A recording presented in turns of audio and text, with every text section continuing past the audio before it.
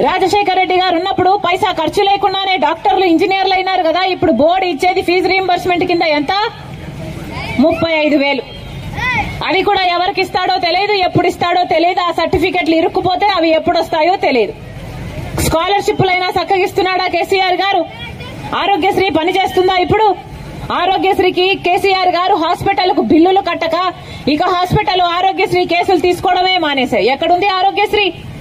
ఏ పథకమైనా ప్రజల కోసం ఎక్కడుంది ఇప్పుడు? పెద్ద పెద్ద గడీలు కట్టుకున్నారు, వాళ్ళ కోసం వాళ్ళు కోటలలో బతుకుతున్నారు, వాళ్ళ రాజకీయాలు వాళ్ళు చేసుకుంటున్నారు. కానీ ప్రజల గురించి ఆలోచన చేస్తున్నారా? ఆర్టీసీ ఛార్జీలు ఎంత పెరిగినాయి? 2 ఇంతలైనాయా, 3 ఇంతలైనాయా?